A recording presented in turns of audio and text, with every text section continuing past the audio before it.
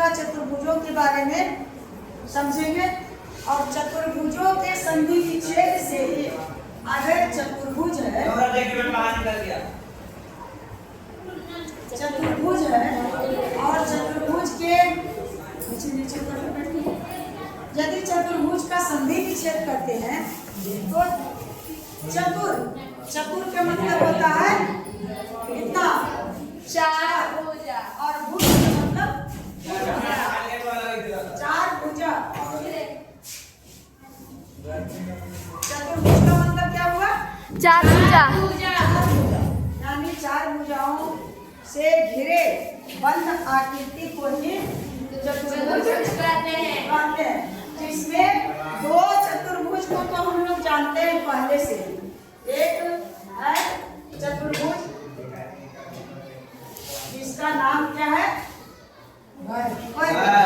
और एक चतुर्भुज ऐसा है आयत जिसका नाम आयत है। कोई जरूरी नहीं है कि खड़ी रहे या पड़ी रहे, बस चार भुजाएं इसमें भी है, इसमें भी है, इसमें भी है। आयत क्या है, आयत है। तो बस मोटा मोटा यही समझ गए कि चतुर्भुज का मतलब चार भुजा, और जहाँ चार भुजा होगा उसमें चार और क्या होंगे, कोण होंगे। तो अब हम लोग थोड़ा सा समझेंगे समतलीय वक्र। क्या समझेंगे बाबू, समतलीय वक्र। जैसे ही पेज जो है, चाहे किताब का पेज रहे या कॉपी का पेज है, तो कहीं कोई रुकावट है, एकदम समतल का मतलब समतलीय क्षेत्र यानी बराबर है। हमारा कमरा है इसमें हम लोग हैं तो लगभग क्या है, बराबर है। तो ये समतलीय क्षेत्र है।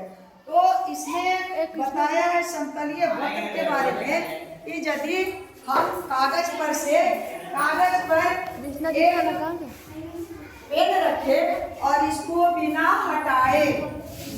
कहीं हटाए बस अनुरेखित करके और दूसरे एक छोर से दूसरे छोर तक हम इसको मिला दिए, तो यह क्षेत्र जो बना इसको कहेंगे समतलीय वक्र। समतलीय वक्र, चाहे इसके कितने भी भुजा हो, भुजा से कोई मतलब नहीं है, चाहे कितने भी भुजा हो और जाकर के एक में जाकर के जुड़ जाता है तो उसको उसी को कहेंगे समतलीय वक्र। तो इसमें कई भुजा हुआ, एक भुजा, दो भुजा, तीन भुजा, चार भुजा, पांच भुजा, छह भुजा। कहाँ से गिन रहे हो, एक, दो, तीन, चार, पाँच, छह और सात।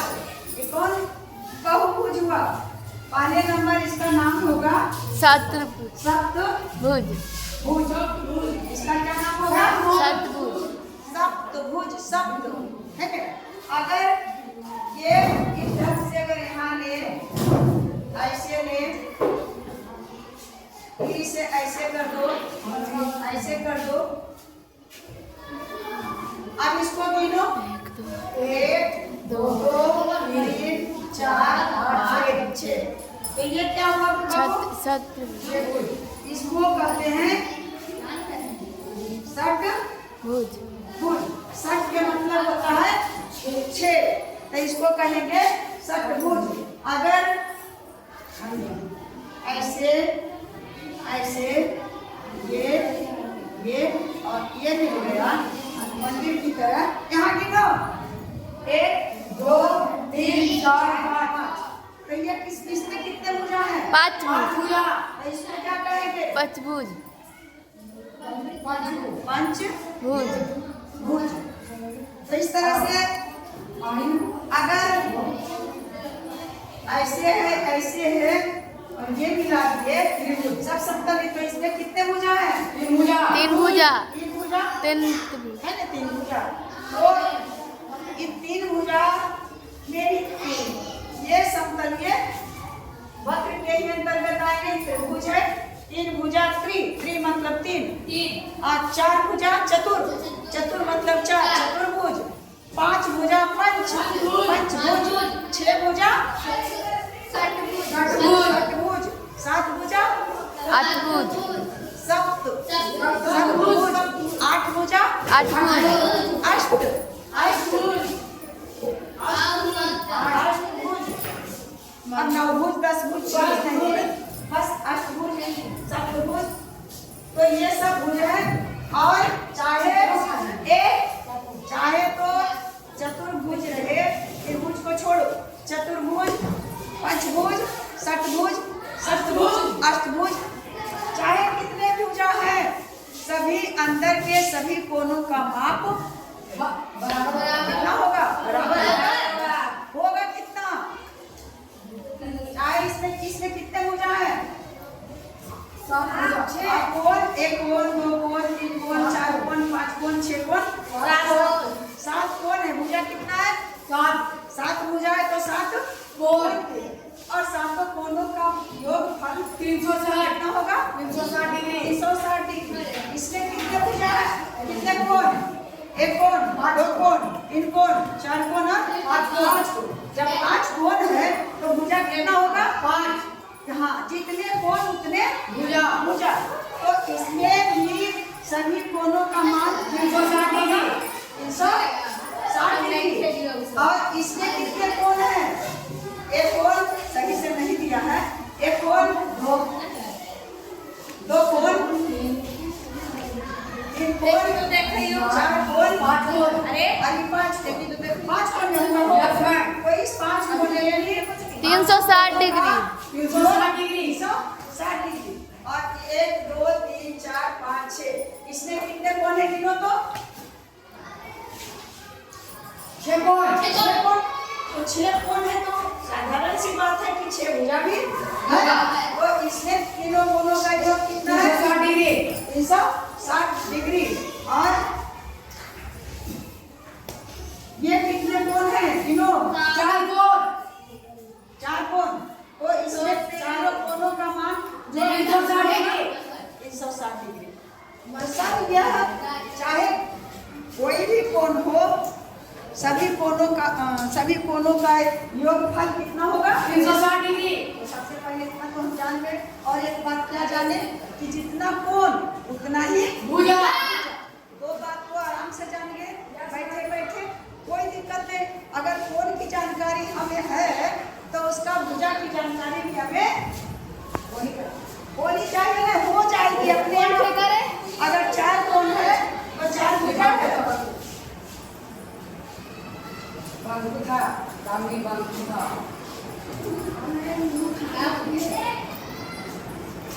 आराम से जैसे बैठो। अब इसी को कहते हैं रेखा खंडों से बना सरल बंद आकृति।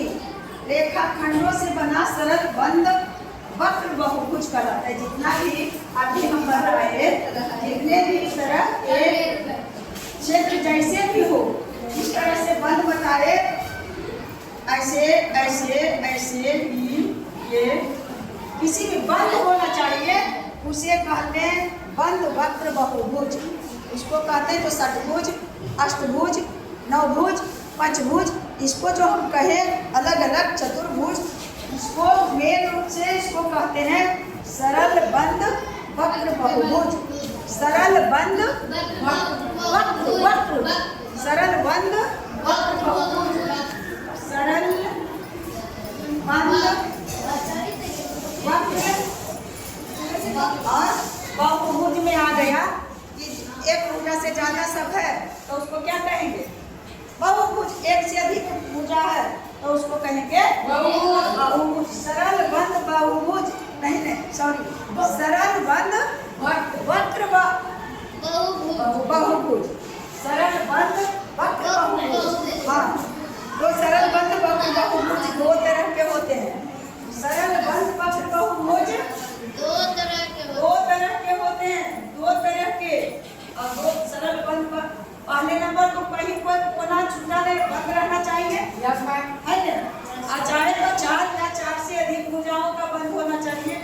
उसके सभी कोनों का माप 360 डिग्री का होगा। चाहे कोण चाहे जितने हो, भुजा चाहे जितने हो, लेकिन सब कोण को जोड़ करके हमें जब भी आएगा तो 360 डिग्री का। तो इसमें दिया है कन्वेक्स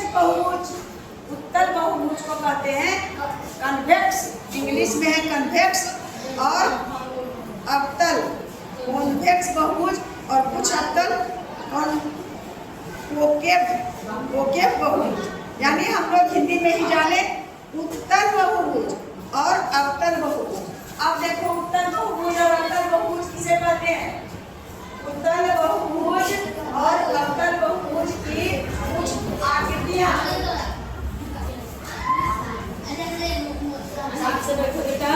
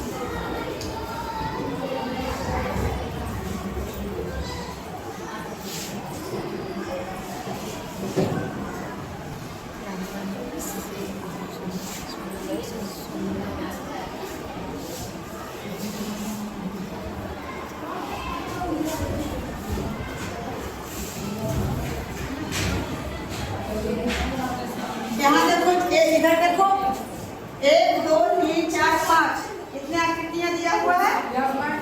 कई आकृति दिया हुआ है? 5 आकृतियां। इसे कहते हैं उत्तल बहुभुज। इसका नाम है उत्तल बहुभुज। थोड़ा सा अंतर समझ लेना उत्तल बहुभुज और अवतल बहुभुज।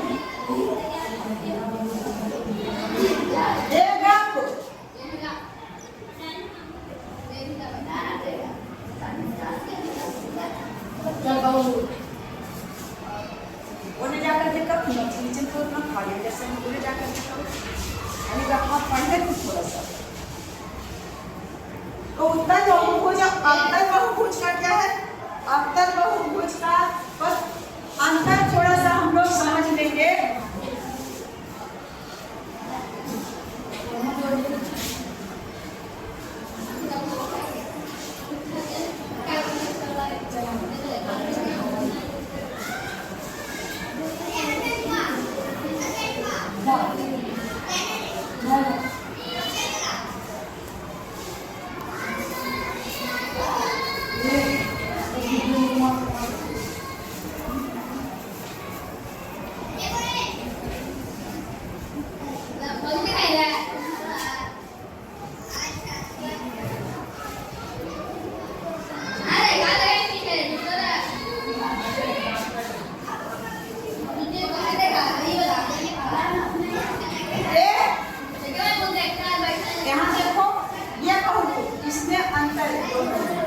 अंतर क्या है? बहुभुज ये भी है और बहुभुज वो भी है। इसमें 4 भुजा और इसमें 6 भुजाएं हो। 1 2 3 4 5 6 7 8 इसमें 4 भुजा 6 भुजा। हाँ, तो और इसमें देखो 1 2 3 4 5 भुजा।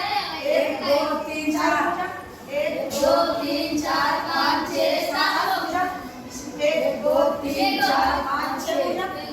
बहुभुज तो ये भी है और बहुभुज ये भी है, लेकिन ये जो है उत्तल बहुभुज और ये है अवतल बहुभुज। कैसे?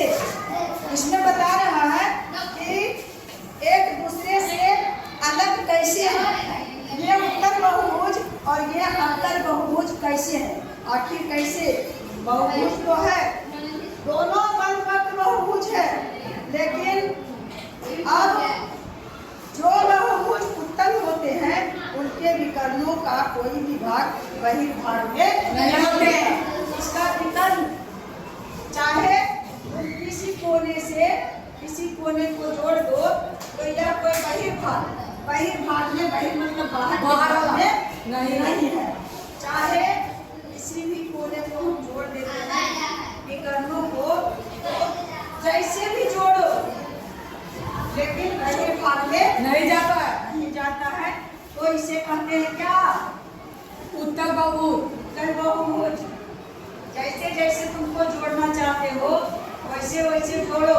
सब इसका विकर्ण जाएगा ही नहीं बाहर में, लेकिन यदि इसका विकर्ण देखो देखो देखो, इसको अगर यहाँ से तो है ही और यहाँ से जोड़ेंगे तो ये होगा, तो ये बहिर्भाग में है कि नहीं है? ये बहिर्भाग में। और यदि यहाँ से ये वाला जोड़ते हैं तो ये क्या हो गया? बहिर्भाग में। यही ना विकर्ण है बाबू, यही विकर्ण है। अगर इसे कहाँ से जोड़ो, इसका विकर्ण ये और ये होगा, तो ऐसे जोड़ते हैं तो ये क्या हो गया? बहिर्भाग में। और इसको यदि ला करके यहाँ जोड़ते हैं तो ये क्या हो गया? बहिर्भाग में। यहाँ जोड़ते हैं तो मिलाव ला करके यहाँ एक विकर्ण यहाँ से यहाँ हो गया, कितना बहिर्भाग में हो गया कि नहीं?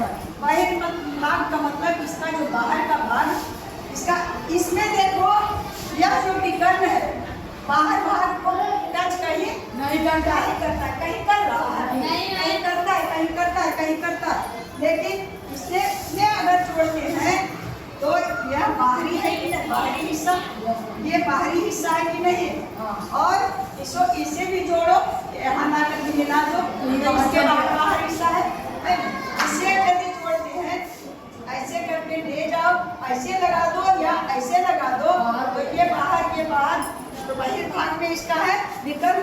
लेकिन उत्तल बहुभुज का विकर्ण बाहर भाग में नहीं होता है। उसका बहिर्भाग का मतलब मतलब बाहरी भाग में नहीं होता है।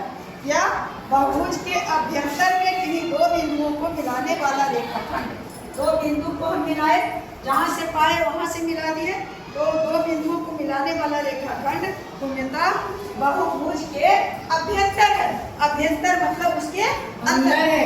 ऐसे ये मिलाए दो बिंदु यहाँ और यहाँ से यहाँ, यही जो ये जो मिलाने वाली रेखाखंड है वह बहिर्भुज के अभ्यंतर है।